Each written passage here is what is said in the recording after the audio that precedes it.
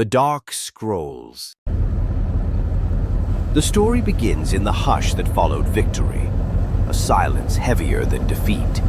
London in 1947 was a city of scaffolds and echoes, its skyline scarred by the firestorms of the war just past.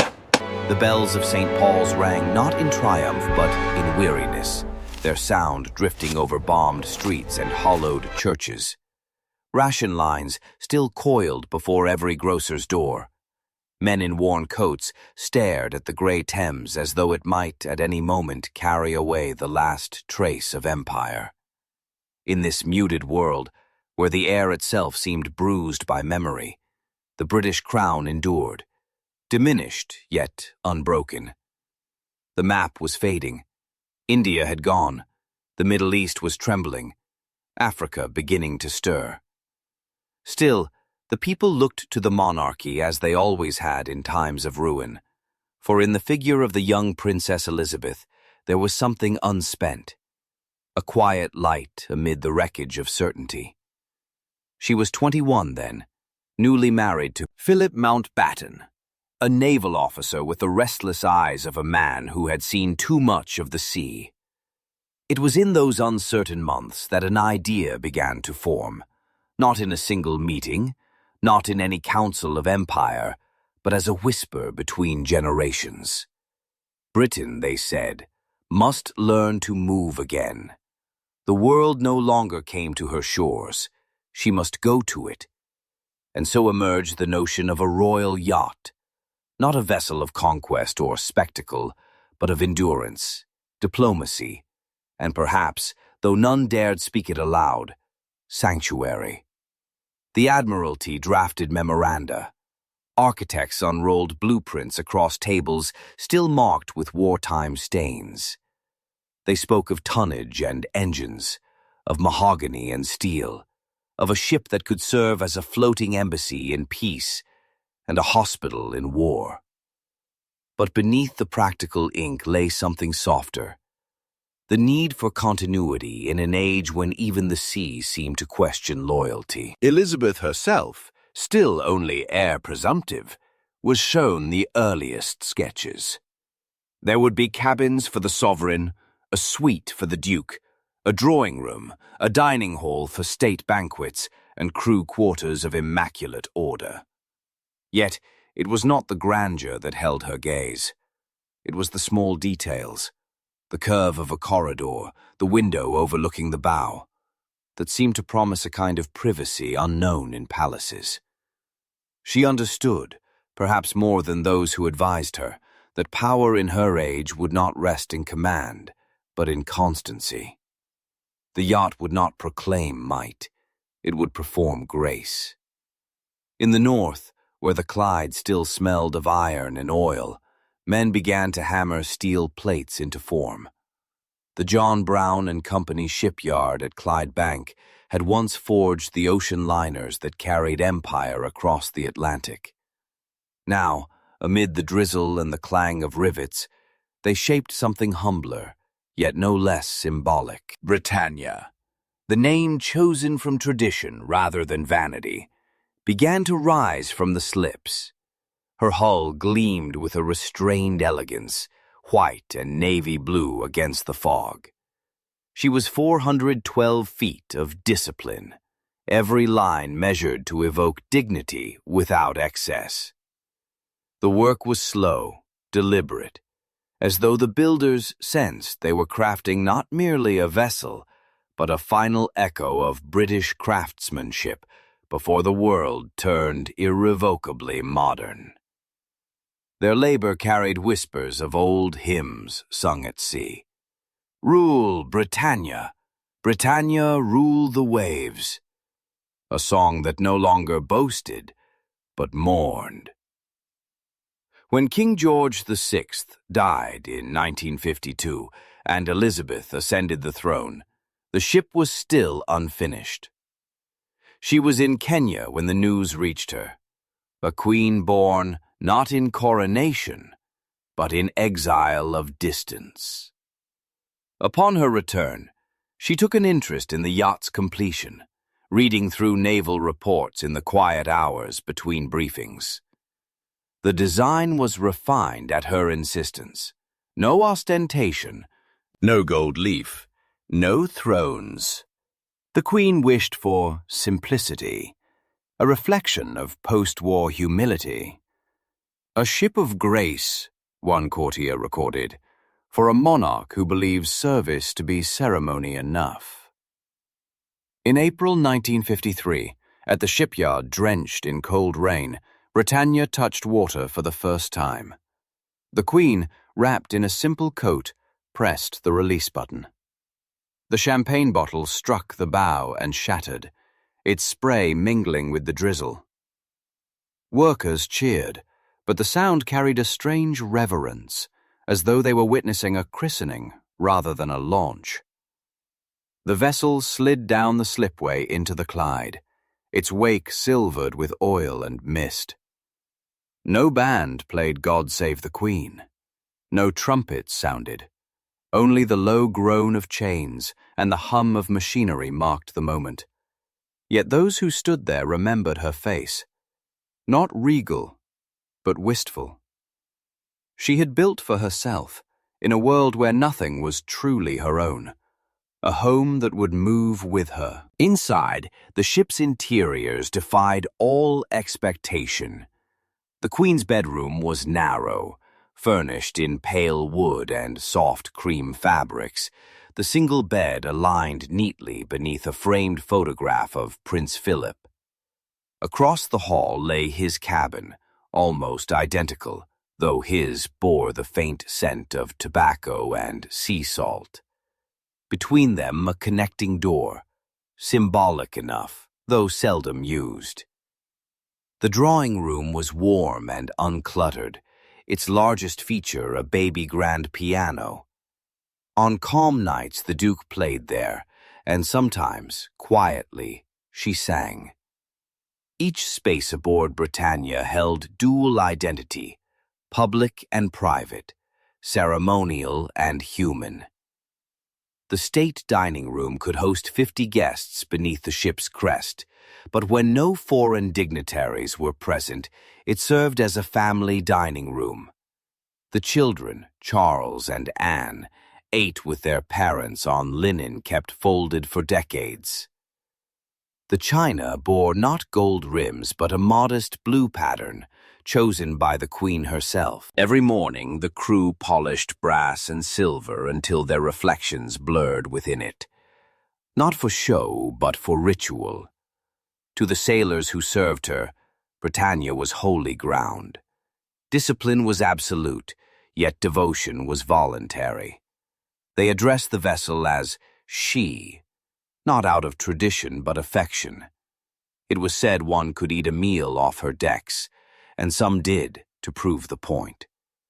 The Queen's equerry later wrote that the yacht's silence was her greatest marvel.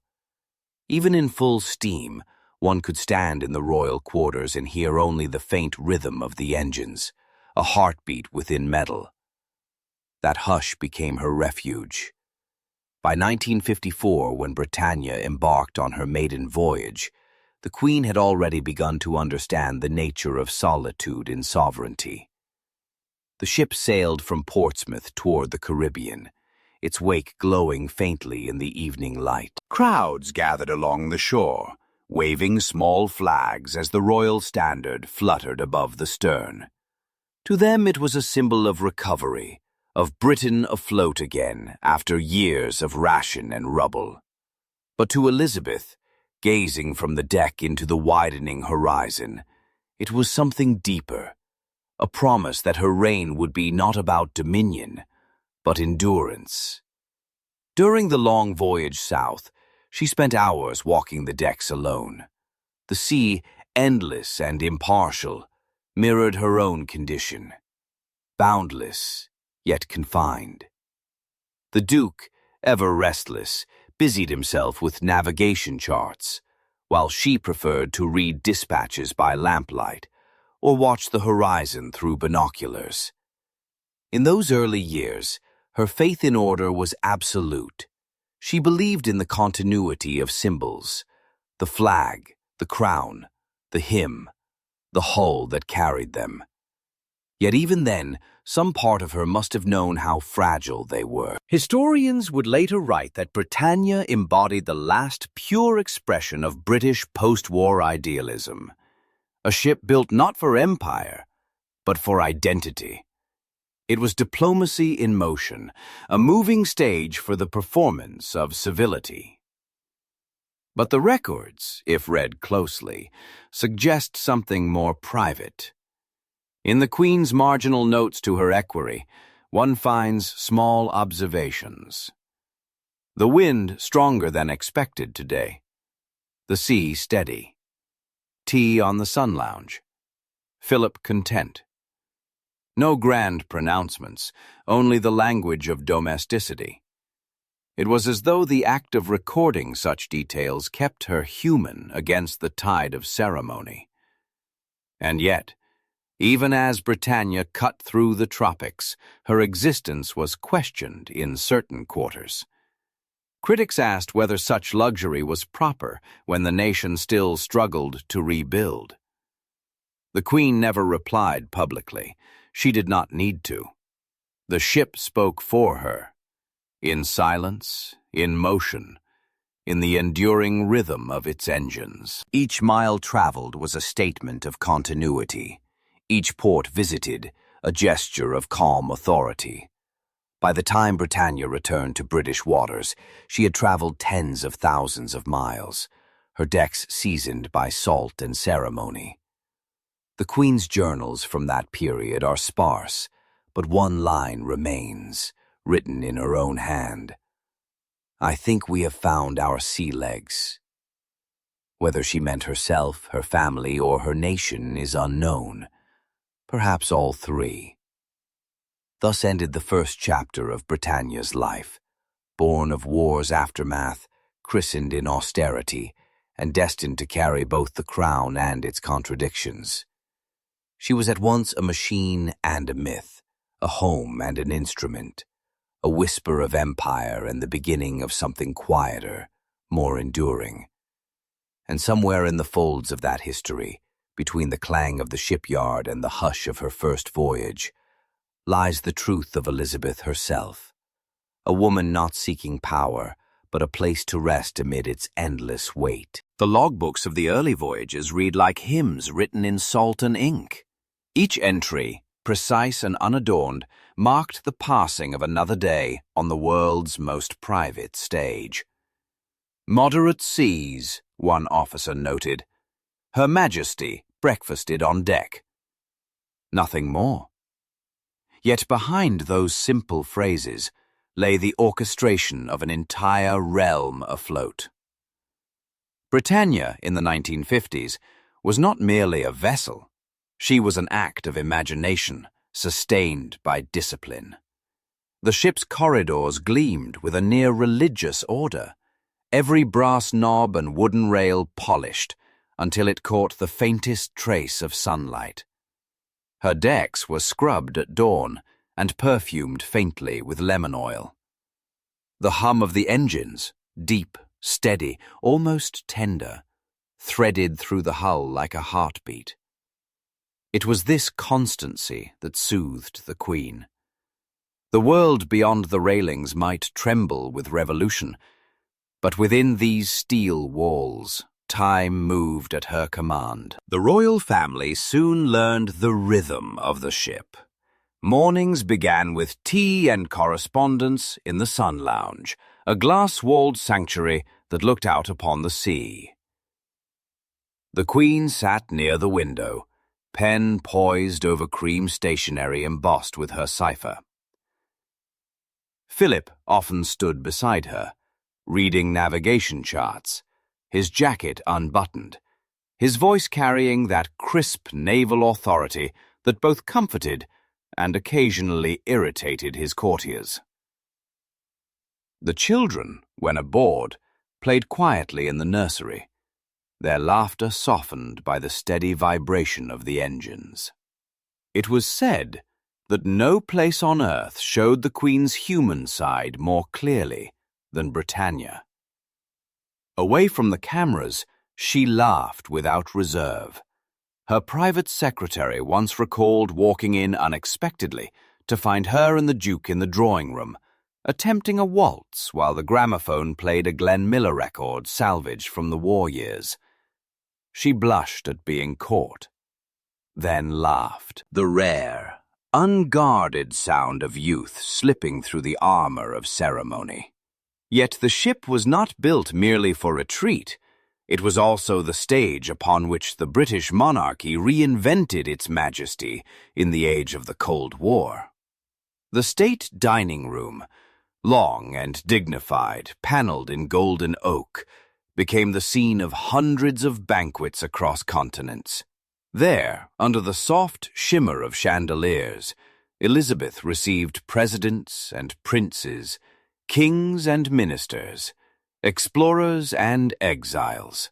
The dining table stretched almost the length of the room, adorned with silver candelabra and crystal that had survived 2 world wars. The menus were handwritten, the seating plans drawn with mathematical precision to avoid offense. Every detail aboard was ritualized. Before each voyage, the Queen inspected the table settings herself, adjusting a knife or a goblet by an inch if it displeased her eye. At sea, precision, diplomacy. Elegance was reassurance. The world might change its borders, its ideologies, its faith in monarchies, but Britannia remained immaculate, a moving emblem of continuity.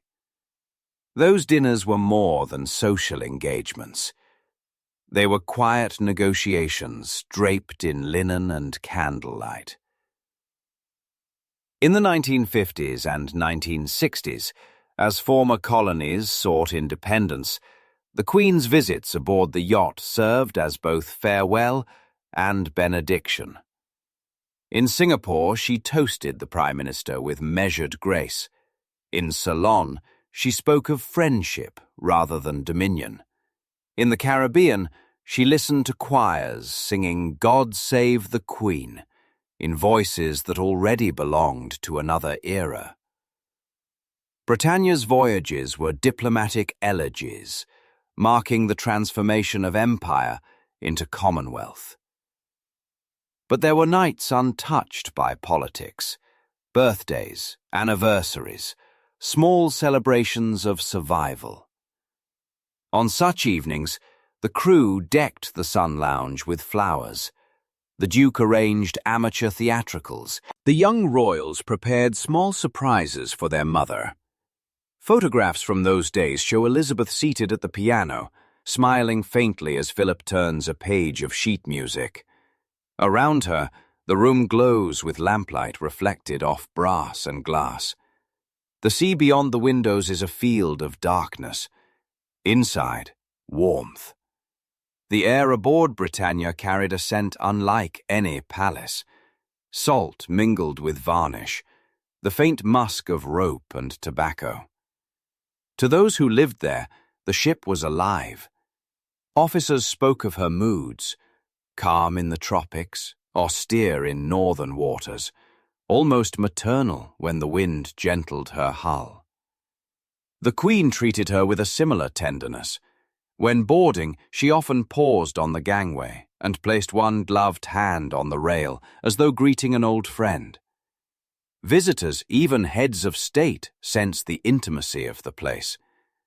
The American President, Dwight Eisenhower, called it a house that breathes duty. Decades later, Nelson Mandela would speak of feeling the stillness of royalty within its walls. Yet, despite such praise, the yacht remained fundamentally personal, an extension of the Queen's character, composed, modest, immovable. The Duke of Edinburgh, ever restless, viewed Britannia differently. To him, she was a machine of efficiency and potential. He oversaw adjustments to her engines, planned itineraries with naval precision, and relished every opportunity to be at the helm. If the Queen represented the ship's soul, he was its momentum. Between them stretched the delicate equilibrium of love and duty, visible in every photograph. She standing serene, he leaning forward, pointing toward the horizon. It was on Britannia, too, that their marriage found its rarest peace. Far from the courtiers and the press, they could live, briefly, as husband and wife, rather than as sovereign and consort. They dined together without ceremony, read aloud from novels, watched films in the small onboard cinema. Once, during a storm in the South Atlantic, Philip insisted on staying on deck to monitor the weather. Elizabeth waited in her cabin, listening to the rain batter the portholes. When he returned, drenched and laughing, she scolded him, then fetched a towel herself. The steward outside swore he heard them both laughing until the engines drowned the sound. By the early 1960s, Britannia had become a fixture of British diplomacy, a palace that glided where politics dared not tread. She sailed to America, to Africa, to the icy harbors of Scandinavia. Everywhere she went, the Queen descended her gangway with the same measured grace, the same expression of composure that made her seem both present and unreachable. Crowds cheered, bands played, photographers flashed their bulbs. Yet the real Elizabeth remained behind the railings, watching the scene unfold through the haze of protocol. Perhaps it was this paradox that gave the yacht its peculiar magic. It was at once a bridge and a barrier, connecting the Queen to her people while shielding her from them. To the world, Britannia was the embodiment of hospitality. To her, it was the only place where solitude could coexist with duty. The more the ship glittered with ceremony, the deeper her silence seemed to grow, and yet happiness endured there in quiet forms. During the summer voyages through the Western Isles of Scotland, the Queen often invited her extended family aboard. Photographs show her walking the deck in a headscarf, the Duke in a sweater, their children chasing each other among coiled ropes. The sea spray clung to their clothes, and for a few fleeting hours they appeared like any other family on holiday. The difference was that every gesture, every smile, every touch of wind on her hair became part of a legend she could neither escape nor entirely own. There were royal birthdays marked aboard, toasts made with champagne chilled in the ship's deep lockers, cakes prepared by the same kitchen that once served emperors and sailors alike. The Queen preferred simplicity. Sponge cake, strawberry jam, tea poured in fine porcelain, but without fuss. Her laughter, the crew recalled, was never loud, but always genuine. When she smiled, the entire mood of the ship changed, as though the engines themselves adjusted their rhythm to her heart. Evenings ended with music. The Royal Marines Band, stationed aboard, would play softly on the upper deck as the sun dissolved into the sea.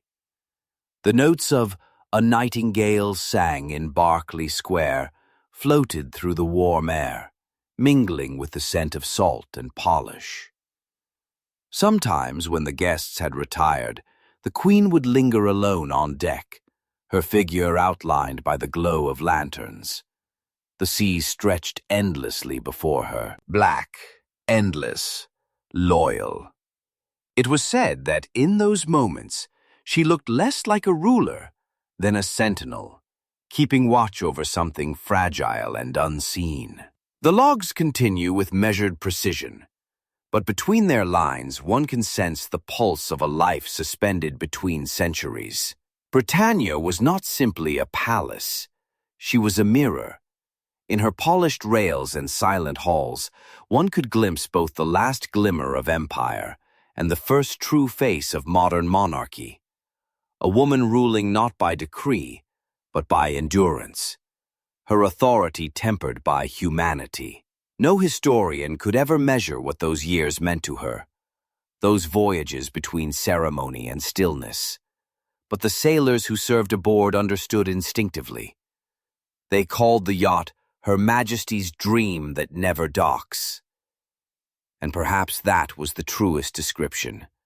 A dream shaped in steel, moving through decades like a prayer carried by the tide. When Britannia anchored at night and the engines ceased their hum, the silence felt sacred. The Queen would retire to her cabin, extinguish the lamp, and listen to the soft lapping of the waves against the hull.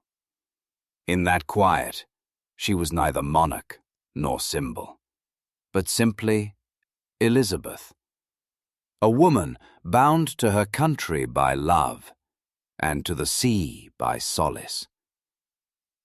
Thus did Britannia pass her golden years, gliding through time like a cathedral adrift, a palace not built upon stone, but upon the faith that dignity, once set afloat, could still find its way across a changing world. There comes a time in every reign when the applause fades into distance, when the world still bows, yet no longer sees.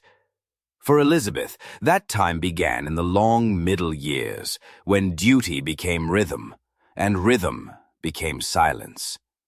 Britannia, once the stage of triumphs and toasts, turned gradually into something else. A sanctuary of solitude, adrift between ports, where the sea carried her not toward empire or diplomacy, but toward the quiet interior of her own endurance. The archives grow sparse in these decades. The official bulletins list voyages, Malta, Sydney, Bermuda, the Pacific, yet the language is mechanical, emptied of emotion. Her Majesty arrived in good spirits. The royal party disembarked. All ceremonies executed with distinction.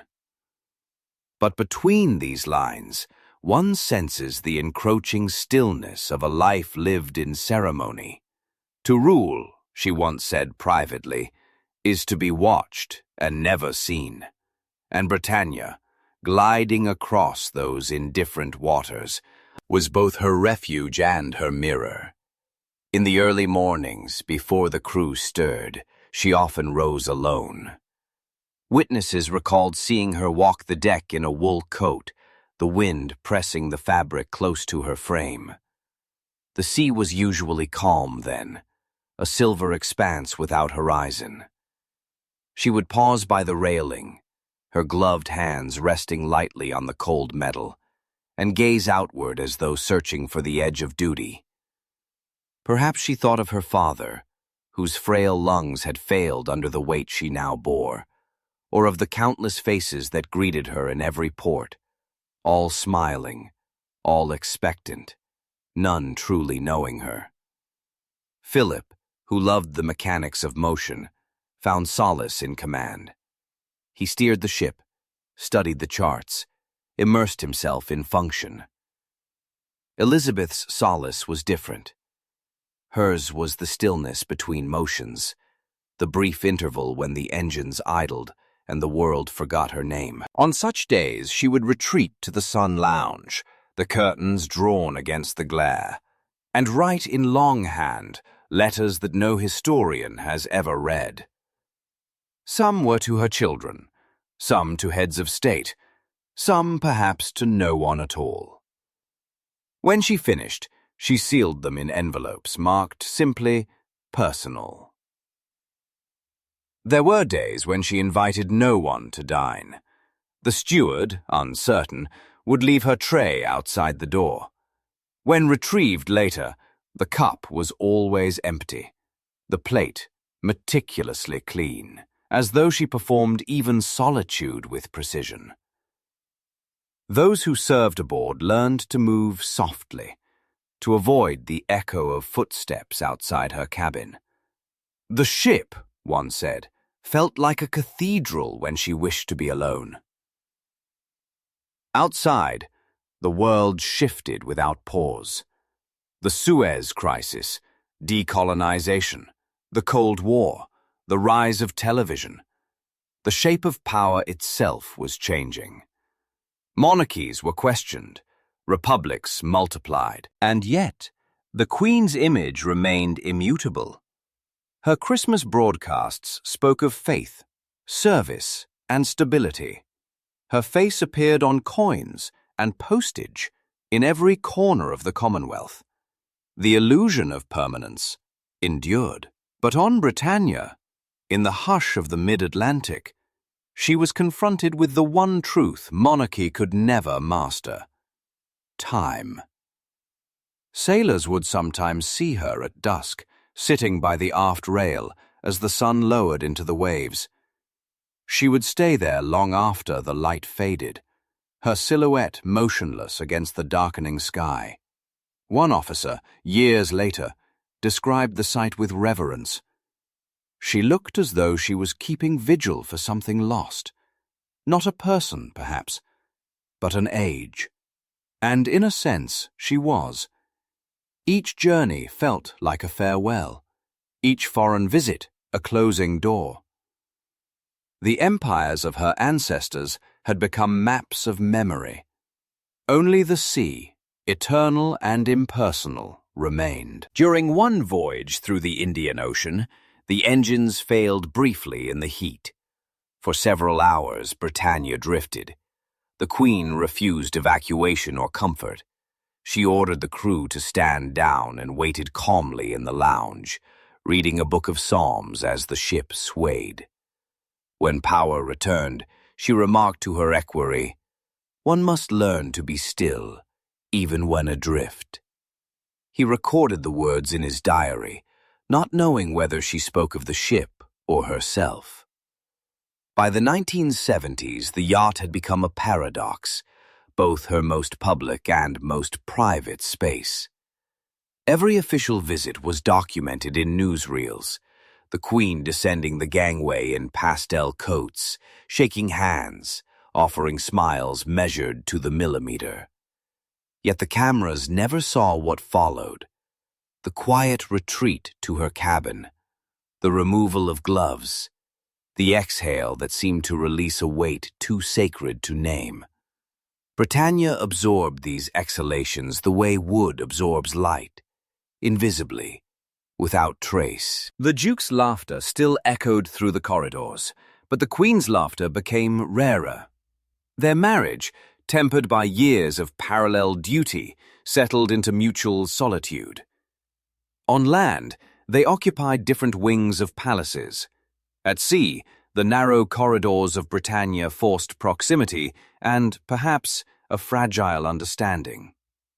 On quiet nights, he would knock on her door, not as husband or consort, but as navigator. "You should see the moon," he'd say, and she would follow him to the deck, both of them standing in silence while the ocean glimmered like mercury. The sailors learned to recognize her moods. When she appeared on deck with her headscarf tied tightly, they knew she wished for privacy. When she lingered by the bridge, she desired company, but not conversation. They saluted, she nodded, and that was enough. Among themselves, they called her the Still One.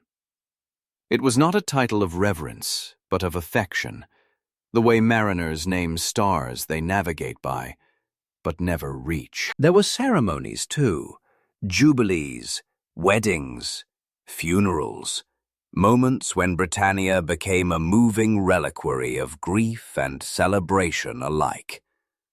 In 1979, when the Duke's uncle, Lord Mountbatten, was killed by an Irish Republican bomb, the ship was at anchor near Scotland. The Queen received the news in silence, then walked alone to the deck. Witnesses said she remained there for nearly an hour, motionless, watching the horizon darken. Later that night, she joined the crew for prayers in the chapel. Her voice did not waver. "May those who serve the sea," she read, find peace within its depths. Peace was the one thing she herself never fully found. Her reign had become a monument to composure, admired, envied, but isolating. Britannia was her one confession, though she never spoke of it. The way she moved through its rooms told the story. The careful touch upon the railings, the long pauses before entering the dining hall, the ritual of folding her gloves before retiring. In those gestures lived the essence of her discipline, the art of appearing untouched by all that touched her. As the decades deepened, the Queen's connection to Britannia took on an almost spiritual quality. Whenever she stepped aboard, the transformation was visible. Her shoulders eased, her speech softened. "The air is different here," she once remarked. It was. The ship smelled of salt and polish, of wood warmed by sun, of memory. It was said she could identify its scent anywhere, even years later, when the ship had long ceased to sail.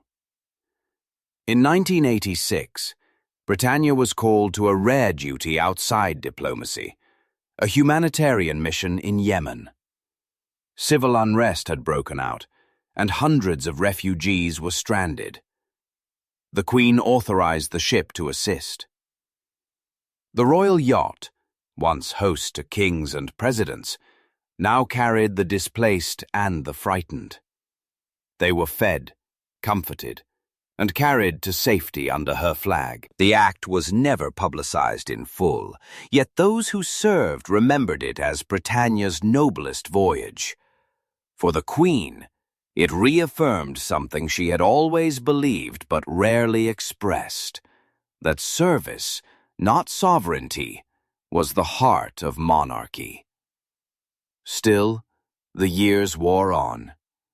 The paint was refreshed, the engines overhauled, but time could not be repainted. The Commonwealth shrank. Public scrutiny grew harsher.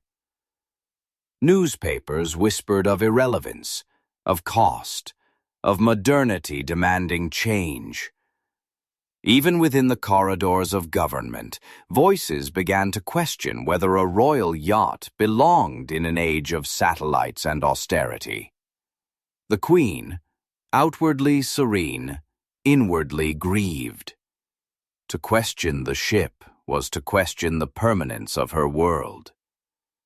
There were fewer voyages now, fewer evenings of laughter or song. Yet she continued to visit the ship whenever possible, sometimes in secret.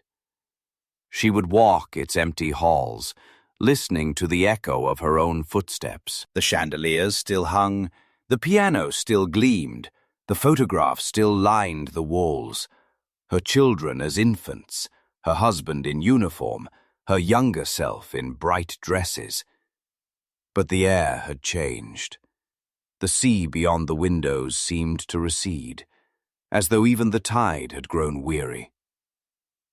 By the early 1990s, Britannia had become a relic of another century, maintained not out of necessity, but affection.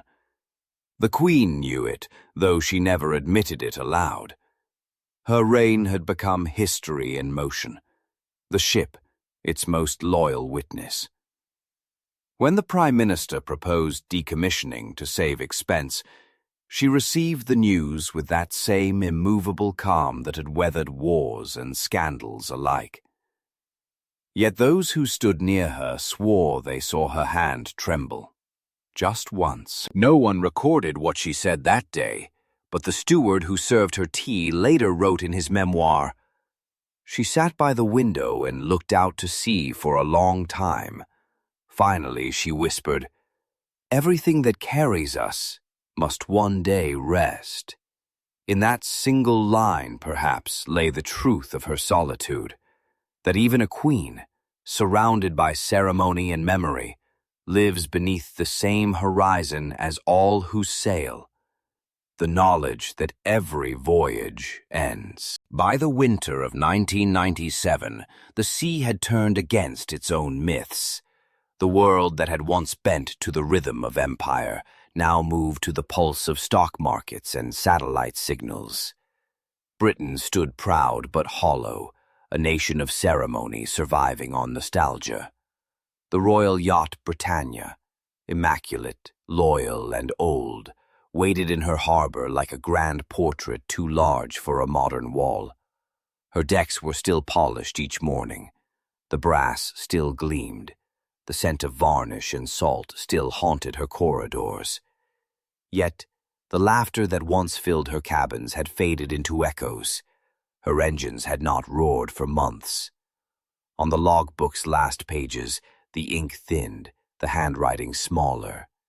Even the sea seemed to sense the coming silence. It had been 43 years since she first touched water. 43 years of diplomacy, of voyages and vigils, of family joys and silent grief. She had carried the Queen across more than 1,000,000 nautical miles, through the storms of politics and the stillness of ritual. But time, indifferent and tireless, had claimed its due. The cost of maintenance now outweighed the measure of sentiment. A new age demanded symbols of efficiency, not endurance. When the order came for her decommissioning, there were no protests in Parliament, no cries from the public. The world had simply moved on. The Queen received the news without expression, her pen unmoving above a stack of correspondence. Then, very quietly, she said, "I see." The silence that followed felt heavier than any storm at sea. The farewell voyage was planned with naval precision. Britannia would make one last circuit of British waters, a slow procession past the shores she had once represented to the world.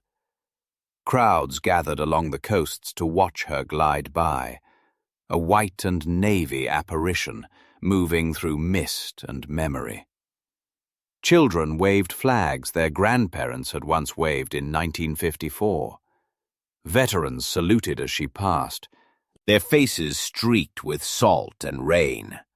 On board, the crew carried out their duties as though it were any other voyage. The decks were spotless, the silvers set, the flags flown. But beneath the discipline ran a current of mourning. It was, one officer said later, like serving at a royal funeral where the deceased still breathed. The Queen spent most of the voyage in her cabin or the sun lounge, the room that had always been her refuge. She wrote letters by hand, farewells perhaps, though none were ever published. She took tea at the usual hour. She walked the deck at dusk, her eyes following the horizon as if searching for something she could not name. Those who glimpsed her that week said she looked older, not in face but in bearing, a woman measuring the distance between two halves of her life. On December 11th, 1997, Britannia arrived in Portsmouth for the final ceremony. The sky was the color of pewter, the wind sharp with sea salt and snow. Thousands stood on the docks, their breath rising in pale clouds. Navy bands played softly, not triumphal marches, but hymns of farewell. The ship, dressed in her full regalia, lay still against the pier, her flag hanging limp in the cold air. The Queen stepped aboard one last time. Her coat was dark navy, her hat simple, her gloves pale grey. Behind her followed the Duke of Edinburgh, the Prince of Wales, Princess Anne, and the younger members of the family. But all eyes were on her, the woman who had reigned through a century's transformation, who had never allowed herself the weakness of visible sorrow. The ceremony was brief, stripped of grandeur. Speeches were read, honors exchanged, commands issued. When the order was given to lower the royal standard, a hush fell so complete that even the seagulls seemed to vanish. The flag descended slowly, its folds catching the wind. A faint metallic clatter marked its final fall against the staff. The Queen did not move. Her gaze followed the flag's descent, her hands clasped before her. Then, as the last note of the anthem died into the wind, those nearest to her saw what none had ever seen before. Her eyes glistened. For a moment, her composure cracked, and she raised one hand to her cheek. It was not a sob, not a display, only a single tear, quickly brushed away. But in that gesture lay the weight of 40 years, of voyages ended, of loved ones buried, of a world receding into silence. The crowd, seeing her grief, remained utterly still. Even the sailors on deck looked down, their caps pressed to their chests. It was, one wrote later, as though the sea itself held its breath. When the ceremony ended, she turned and walked slowly toward the gangway. At the top of the steps she paused, a last glance at the decks that had carried her through half her life. Her gloved hand rested on the rail, the same gesture she had made in 1954 when Britannia first launched. But now, instead of expectation, there was finality. She whispered something, inaudible, lost to the wind, and descended. That evening, as dusk fell, the crew performed their final duty. The engines were shut down, the lights were dimmed.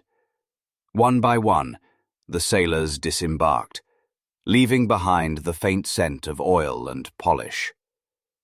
The last to go was the commanding officer. He turned at the gangway, saluted the empty ship, and whispered, "Permission to leave, ma'am." Britannia remained in the dark, her decks silent. For the first time in 4 decades, no footsteps echoed through her corridors. The sea lapped gently against her hull, as though consoling an old friend. Somewhere in the harbor, a bell tolled the hour. Slow, measured, funereal. Later that night, the Queen returned privately. The pier was deserted except for a small security escort. She asked to board the ship alone. The guards obeyed. For nearly half an hour, she walked its decks in silence. Touching the railings, pausing by the piano, standing in the doorway of her old cabin. No one recorded what she said, if anything at all. When she finally descended the gangway again, she did not look back. The next morning, the newspapers carried photographs of the ceremony. The Queen's tier, the sailors saluting, the flag descending. Headlines spoke of the end of an era. But what they could not convey was the sound that lingered in the air long after. The faint creak of ropes, the hush of wind through rigging, the silence of something sacred returning to stillness. In the royal diary, the entry for that day was short, written in her own hand. It read only, "Britannia has completed her final duty. She has given her best." Those words, spare and steady, were her farewell, not just to a ship, but to the last sanctuary of her youth. Britannia had carried her across continents, through decades of faith and fatigue. She had been the witness to laughter, to marriage, to mourning. Now she would sleep forever, her anchor set in the cold waters of memory.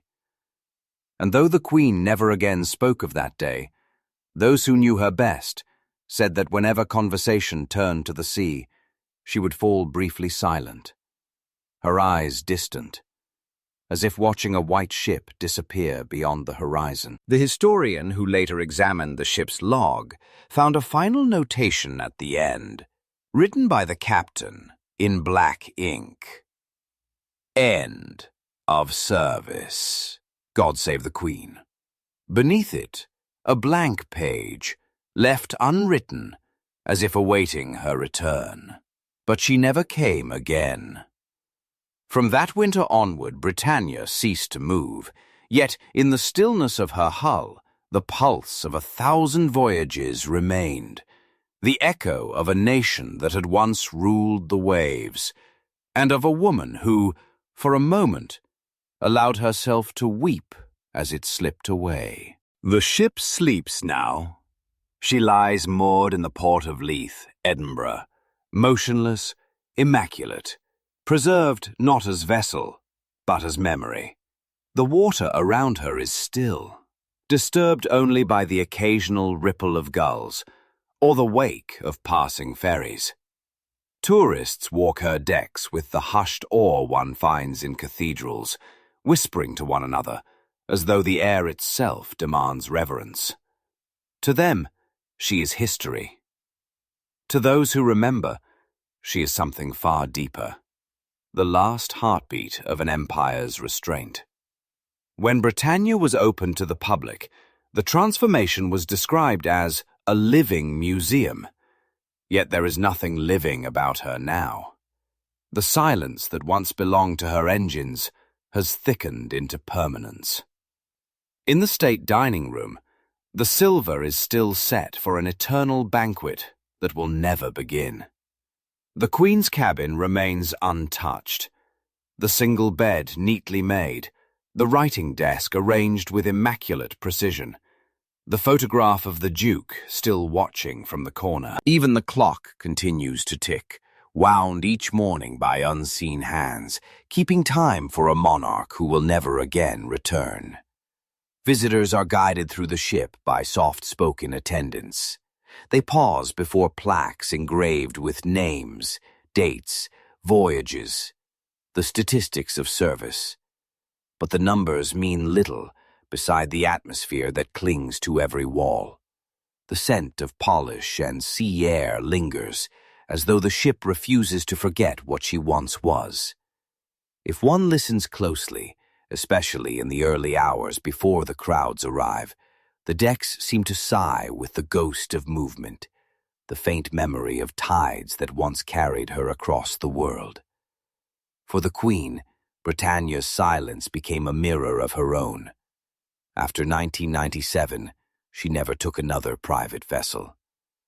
The sea, once her companion, became something to observe from shore.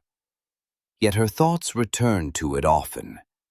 Those who worked close to her said that, in her later years, when meetings grew tiresome, she would drift into stillness, her gaze unfocused, as though following the sound of invisible waves. She was listening to the sea, one aide recalled, even when it wasn't there. Each year when her duties brought her north to Scotland, she sometimes requested a quiet afternoon alone in Leith. The yacht would be closed to visitors, the corridors swept, the decks cleared. Then, with no cameras, no entourage, she would step aboard once more. The crew, now custodians of memory rather than sailors, would greet her in silence. She would walk the same path she had walked 1,000 times, from the gangway to the drawing room, from the sun lounge to her cabin. At each threshold, she paused, as if expecting the past to answer. She would take her tea where she always had, beside the same window that once framed horizons. The porcelain cup, a surviving piece from the ship's service, trembled faintly in her hands. Outside, the water glimmered grey, and the faint sound of ropes creaked in the wind. No conversation was ever recorded from those visits. She spoke little, smiled faintly, and departed without ceremony.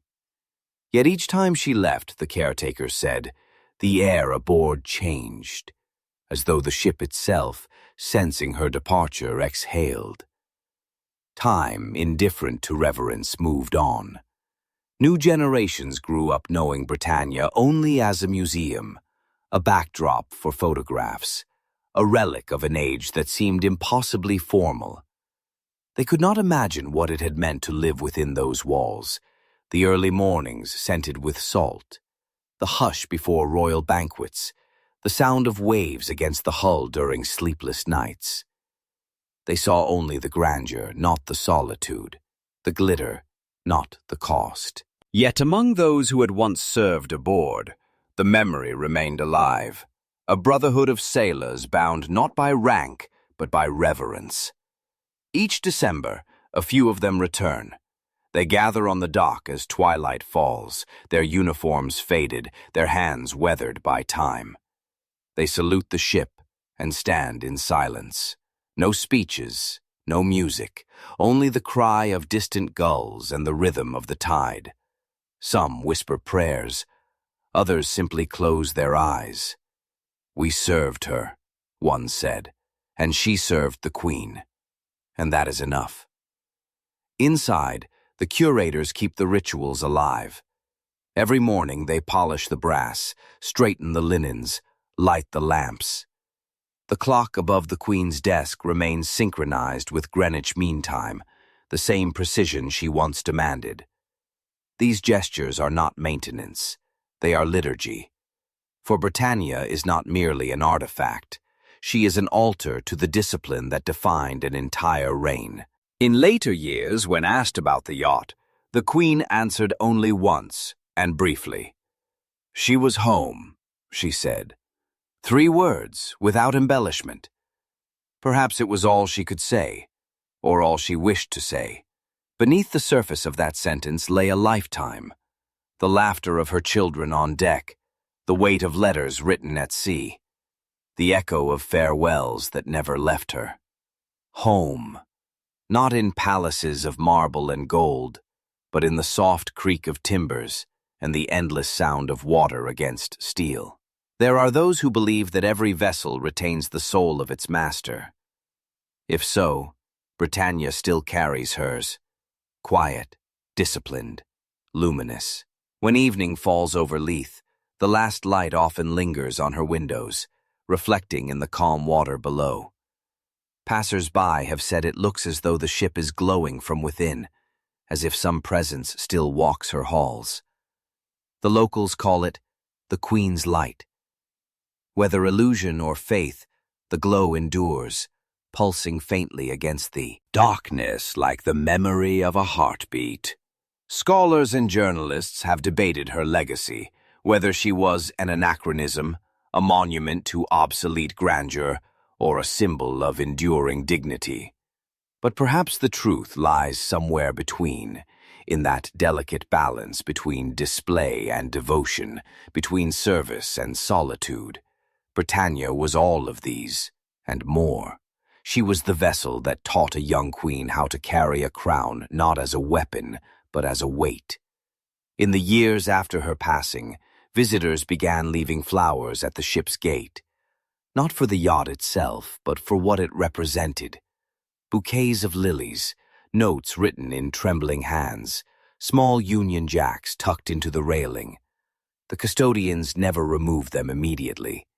They let them remain until the petals fade and the paper softens with mist.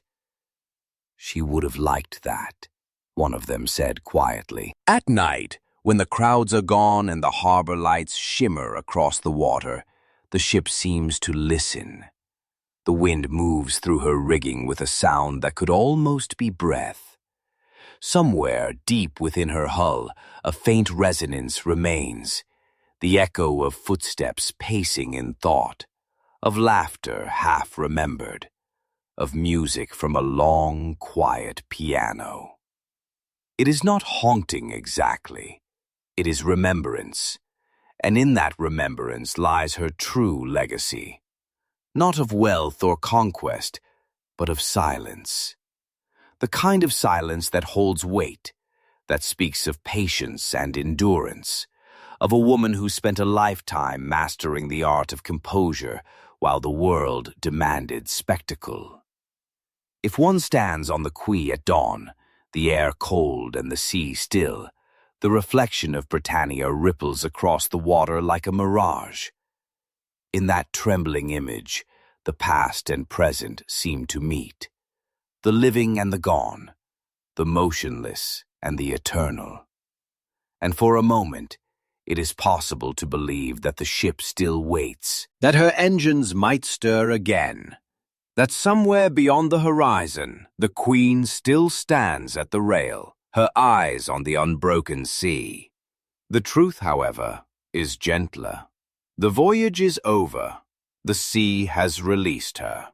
But in the stillness of Britannia's decks, in the hush between the ticking clocks and the distant call of gulls, something of her remains, not the crown, nor the ceremony, but the human heart that bore them both with quiet grace. And so the record ends, not with an anthem, nor a final command, but with silence. The same silence that falls after the last bell has rung, the same that lingers in the hold of a ship long at rest. It is the silence of dignity, of memory preserved, of faith kept through the passage of time. For in that silence, Britannia still sails, not across the waters of the earth, but through the vast, unending sea of remembrance. Thanks for watching. Subscribe for more.